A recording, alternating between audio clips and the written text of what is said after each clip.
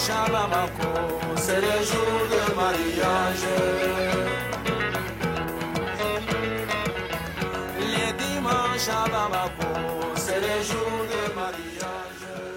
Alors, il me semble que tu as écrit un livre pour les enfants. C'est les contes d'Ayo, A-Y-O, qui vont sortir au Cherche Midi, édition, dirigée par Philippe Héraclès, et avec mon co-auteur, Nordine.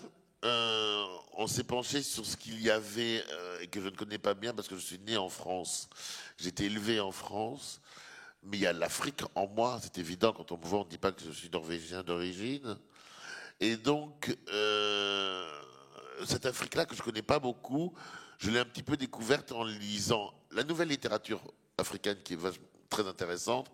Mais il y a aussi cette tradition orale des contes et des histoires qui, moi, m'avait un petit peu marqué ici et là pour différents projets.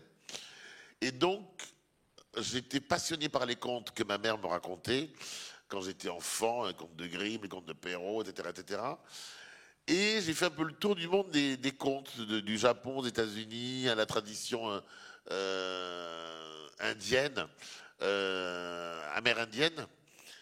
Et je me suis dit, puisque ça fait tellement d'années que je voudrais écrire un livre, mais que je ne m'en croyais pas capable, on va écrire un conte. Donc je ne suis pas parti de contes qui existaient.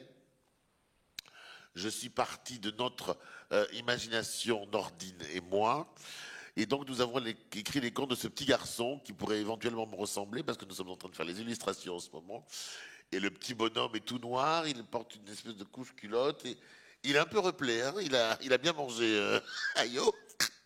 Et il se balade dans les pages comme ça et il raconte les contes que lui racontait son grand-père. Voilà. Donc c'est une histoire de transmission. C'est toujours dans une histoire de transmission parce que c'est ce qu'il y a de primordial dans notre vie. Notre vie, elle passe l'espace d'un instant, on est là et on est mort. Donc ce que l'on sait, autant le transmettre. Tu sais, il y a des bibliothèques entières qui sont en train de mourir en ce moment. Quand je vois toutes ces personnes âgées qui disparaissent, je te dis, une mémoire, l'histoire d'un village, l'histoire qui meurt. Transmettons ce que nous savons et ce que nous avons de meilleur.